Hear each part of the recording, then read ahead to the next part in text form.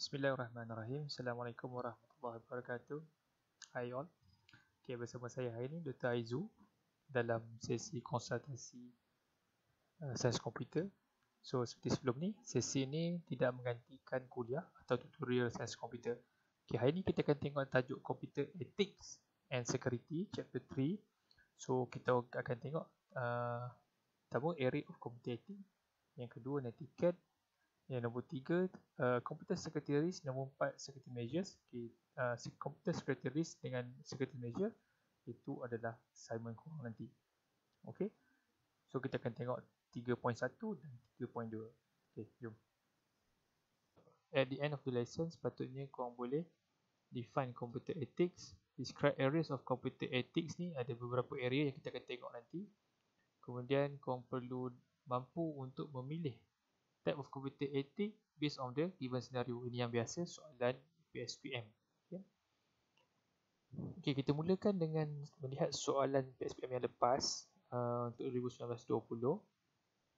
Dia minta kita namakan the appropriate area of computer ethics based on scenario dia. So ada 5 senario, 5 markah. 1 senario, 1 markah. Okay, kita akan tengok macam mana nak jawab nanti. Okay, apa dia computer ethics? Computer ethics is a set of moral guidelines that govern the use of computer and information system. Satu guideline dalam menggunakan komputer dan sistem maklumat. Okay, ini keyword yang korang kena hafal. Okay. Kenapa computer ethics ni penting? Okay. Sebabnya sekarang ni banyak menjadi-jadi ya isu cybercrime, okay, software piracy tu, okay, unauthorized access, spamming, hacking, okay, banyak isu-isu. So pentingnya computer ethics. Okay. Okay, kita tengok example of unethical activity. Okay, use pirated software. Ini yang paling biasa kan, download semua. Okay, download copyright material, macam download lagu pun semua. Spread false statement. Okay, ni ada atas ya. Yang main-main. Hack into other people's computer. Okay. Contoh-contoh lah untuk permulaan. Right? Okay, ni yang penting. Areas of computer ethics. Kita akan tengok 6 area. Yang pertama, information accuracy. Lepas tu, code of conduct. Kita ada green computing, information privacy, software piracy, intellectual property rights. Setiap satu ni korang kena faham dan dapat membuat contoh-contoh senario based on areas of computer ethics ni. Kita tengok yang pertama, information accuracy, ketepatan maklumat. Okay, adalah suatu concern tentang reliability, authenticating, accuracy maklumat dekat internet. Okay, jangan sekali-kali assume maklumat dekat internet itu adalah accurate, tepat. Okay, macam Wikipedia. Wikipedia tu adalah sumber yang semua orang boleh edit. So pastikan ya, bukan semua maklumat di Wikipedia tu tepat. Okay, tak pasti jangan kongsi. Right. Okay, yang kedua, green computing. Okay, nama lagi green kan. Okay, apa dia?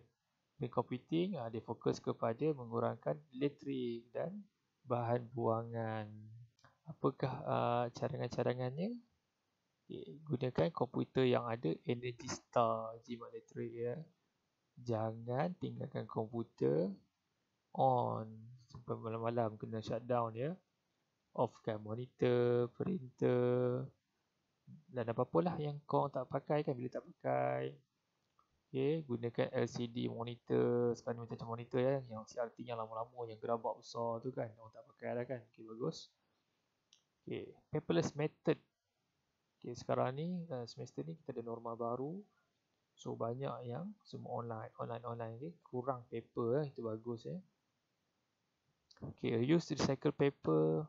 Ni reuse video conferencing, VIP. Okay, kita pun ada buat Google Meet kan. Okay, itu bagus. Itu green computing. So you have to know apa dia green computing dan apakah langkah-langkah dalam green computing. Okay, ni secara umum ya. Okey, yang kedua, yang ketiga ya, software piracy. Software piracy. Apa dia software piracy? Ialah illegal duplication, okay, distribution of software yang ada copyright. Okay. Software ni dia terbagi kepada dua. Satu software yang berlesen, satu yang free software. Okay, contoh kalau OS kan, operating system yang berlesen contohnya Windows itu berlesen. Kalau yang tak berlesen contohnya open source software. Kita ada macam Linux apa semua tu kan. Okay. Sama juga software yang kalau macam yang kena beli tu semua berlesen. Okay, yang open source yang diberi percuma, itu boleh download, tak ada masalah.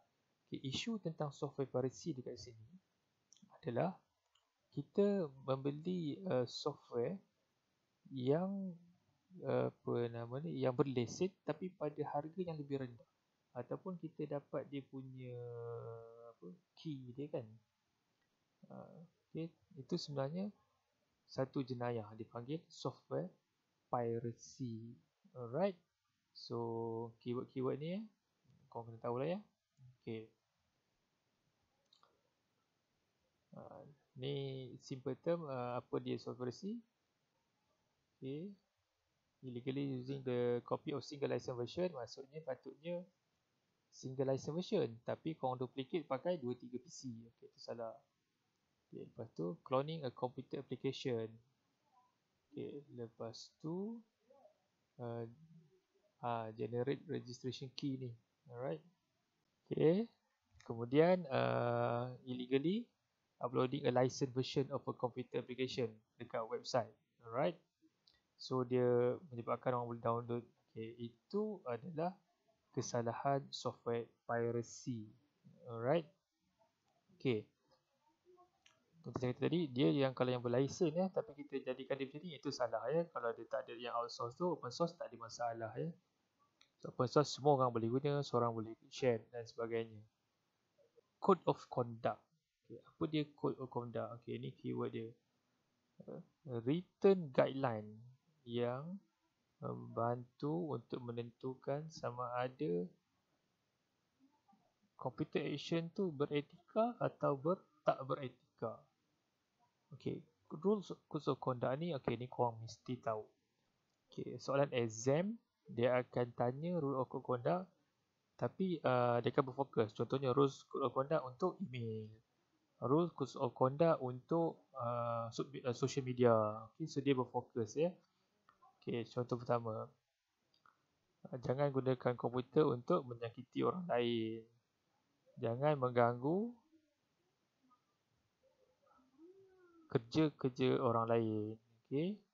Okay, jangan usik orang lain punya file dalam komputer. Jangan guna komputer untuk mencuri.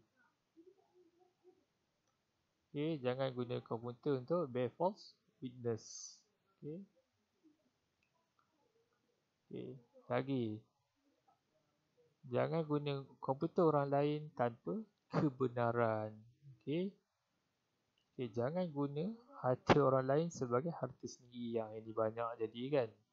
Macam sendiri punya aja kan. Okay. Yang terakhir. Okay, gunakan komputer pada masa sama kita hormat orang lain. Alright. Okay. Okay, area of computer ethics seterusnya adalah information privacy. Okay. Apa dia information privacy? Okay, merujuk kepada right of individuals and companies to deny or restrict the collection and use information about them. Okay. Information privacy ni dalam erti kata lain adalah maklumat-maklumat sulit. Okay, privacy maklumat-maklumat kita kan. Okay, macam dekat Facebook kan, kita ada maklumat-maklumat peribadi. Maklumat-maklumat tu jangan disalahgunakan dan jangan kita terlalu memaparkan maklumat-maklumat kita tu. Okay, apakah teknik yang hackers guna untuk dapatkan personal data kita? Okay, pertama electronic profile. Kadang-kadang kita isi form semua, kita tak perasan yang boleh ambil maklumat kat situ. Okay, yang kedua Pertama tadi profile. Yang kedua cookies. Cookies ni bila kita melayari website memang dia akan simpan kita punya maklumat-maklumat tersebut. Okay, sebab tu kalau kita lepas buat banking, kita kena clearkan cookies tu. Kita clearkan check, okay, supaya kita punya maklumat perbankan contohnya tidak disalahgunakan oleh orang lain, hackers terutamanya. Okay, yang ketiga, phishing. Okay. Bukan phishing, alright. It's scam using email untuk dapatkan personal and financial information. Nah, ini yang kita paling risau, financial information ya. Okay, yang keempat, farming. Okay, dia bukan petani, tapi satunya cyber attack yang akan menyebabkan user tu dibawa ke website yang fake. Okay, ini kena hati-hati sangat sebab memang nampak design website yang fake tu memang sejibik macam yang betul, tapi sebenarnya itulah fake website. Dan dia boleh curi maklumat kat situ. Macam banking website pun ada yang pernah kena macam tu ya. Okay, yang kelima, spoofing. Spoofing ni adalah satu teknik yang menjadikan dia punya network atau internet transmission tu macam legitimate. Maksud dia macam illegal, macam legal, macam betul je. Tapi sebenarnya adalah salah. Dia nampak macam email tu email daripada orang yang betul, tapi sebenarnya email tu penghantarnya adalah pihak yang cuba membuat spoofing tu ya. Okay, dia ada email spoofing, IP spoofing. Okay. Teknik-teknik ni kamu perlu tahu, kamu perlu bezakan setiap satu ni apa dia, alright. Okay, macam mana cookies work? Okay, tengok satu. Kita masuk ke dalam website. Okay, kita masuk website. Kemudian website tu akan tengok cookies. Kalau dah ada cookies, dia terus ke website tersebut. Kalau dia belum ada cookies, okay, dia akan create cookies baru untuk website tersebut. Okay. Okay, cookies ni sebenarnya bagus juga sebab dia mempercepatkan kita punya akses kepada website. Tapi keburukannya orang boleh trace lah kita buat apa. So hackers ni akan mencuri data-data, boleh mencuri data kita, terutamanya yang banking data ya. So hati-hati. Okay, phishing. Phishing ni nampak dia bagi dalam ni, dia bagi link. Okay, sebab tu kalau banking, tolong typekan alamat banking tu penuh, www.maybank2u.com.my. Jangan sesekali klik pada mana-mana link yang konon-kononnya membawa ke bank. Okay, jangan sekali-kali type sehingga habis. Alright. Okay, farming. Okay, kalau kita tengok Facebook sepatutnya www.facebook.com sahaja alamat address dia. Tapi kalau kita tengok dekat sini, ni alamat dekat sini. Tetapi dia masih membawa kepada konon-kononnya layoutnya macam layout Facebook. Okay, ini masalah farming. Okay, dia nak curi maklumat lah ni. So, terus hati-hati. Okay, spoofing. Okay, spoofing ni tengok ya. Component of email header ni dia ubahkan supaya nampak macam originated daripada different sender. Okay. Ya, tengok ni ada fake email header ya. Alright. Tolong hati-hati. Okay, untuk information privacy, macam mana kita nak safeguard kita punya personal information, macam kita nak menjaga kita punya personal information. Yang pertama, isi hanya maklumat yang diperlukan sahaja. Alright. Jangan reprint your telephone number atau nombor kenalan kan dipamerkan kepada siapa pun. Okay, jangan reply kepada spam. Okay. Clear your history file atau check after guna Google dan sebagainya. Okay, ini purchase good with cash tapi sekarang ni, musim-musim sekarang ni impossible lah kan. Okay, dia nak kata avoid unnecessary ni impossible lah sekarang. Tapi tolong hati-hati pastikan seller tu trusted seller. Okay. Tapi Alhamdulillah sekarang ni kita tengok banyak website-website macam Shopee, Lazada pun memang menitik beratkan online transaction ni punya security kan. So insyaAllah lah. Okay. Okay, area of commutative seterusnya adalah intellectual property rights. Okay, apa dia intellectual property? Okay, ini keyword-keyword yang memang korang kena hafal. unique and original work. Okay, contohnya idea, invention, arts, writing, processes, product names and logos. Okay, korang dapatkan unique and original work such as idea, invention tu pun bagi saya okey dah kot. Okay. Okay, apa dia pula? Tadi tu intellectual property ya. Apa dia pula intellectual property? Right. Okay, ada right kat situ .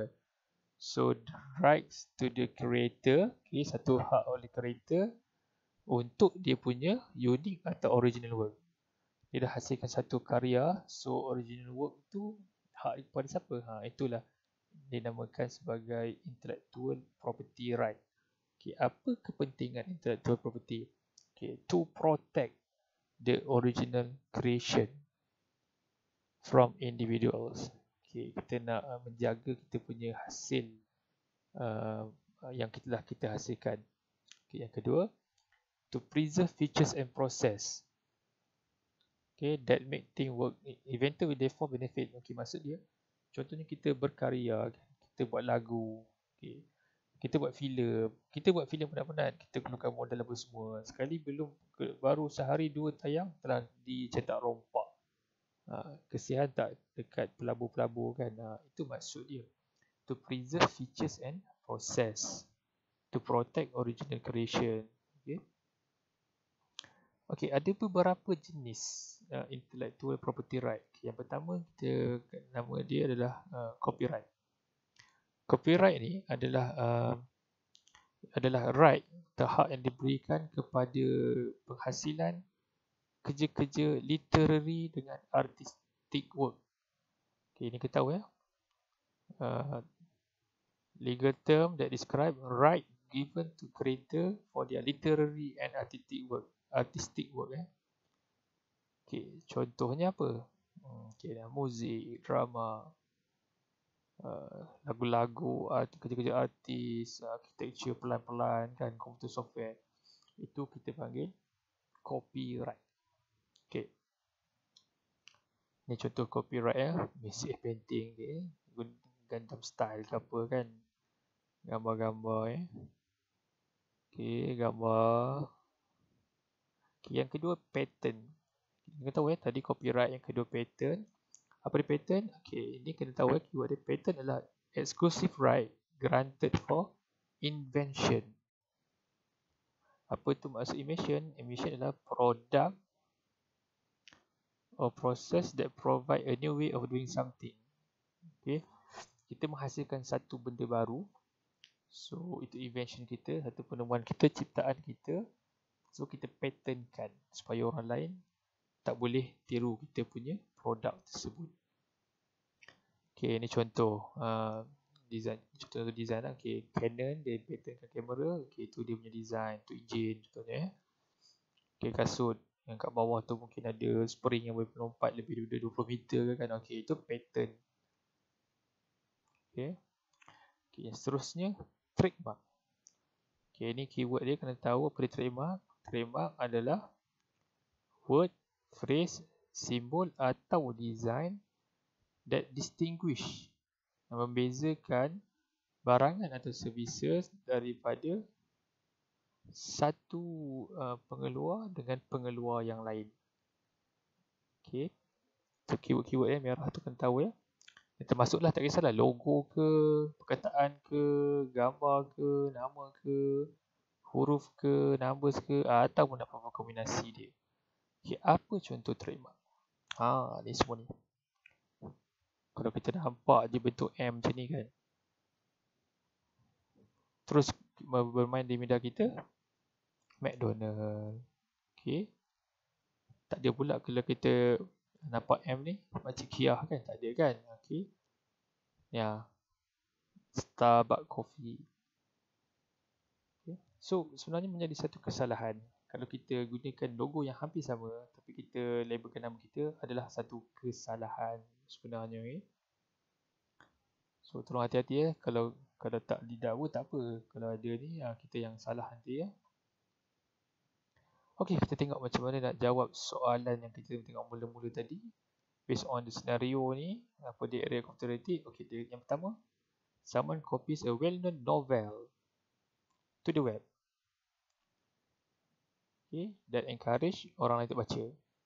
Niatnya baik nak bagi orang baca, tapi novel tu ada penulisnya, ada penerbitnya, okay, ada publishernya, okay, tapi kesalahan dia intellectual property right. Okay. Yang kedua, student ni find information keseluruhannya daripada Wikipedia untuk buat report. Tadi saya dah beritahu kan, Wikipedia maklumat tu semua orang boleh edit. So ada maklumat yang tepat, ada maklumat yang tak tepat. So area of computer ethics ni adalah information accuracy, ketepatan maklumat.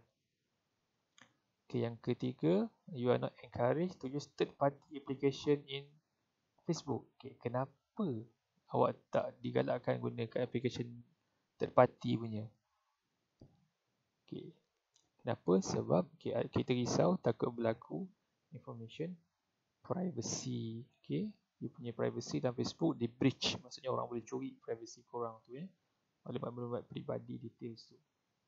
Okay, seterusnya, do not leave the computer overnight. Okay, ni sudah jelas lagi bersuluh. Kalau ini pun salah, markah free ni saya tak tahu lagi lah. Green computing. Okay, yang terakhir, download movies illegally. Tu software piracy. Okay, terima kasih banyak untuk tumpuan anda selama beberapa minit ini dengan saya. So, agak korang faham betul-betul area of computer ethics dengan netiquette tu apa dia, macam mana. Dan cuba soalan tutorial, banyak soalan-soalan. Dia agak confusing, tapi boleh cuba buat perlahan-perlahan. Okay, tak faham, bincang dengan sama-sama kawan-kawan. Tak faham juga, okay, boleh jumpa saya insyaAllah. Okay, jangan lupa buat soalan tutorial. Okay, Assalamualaikum.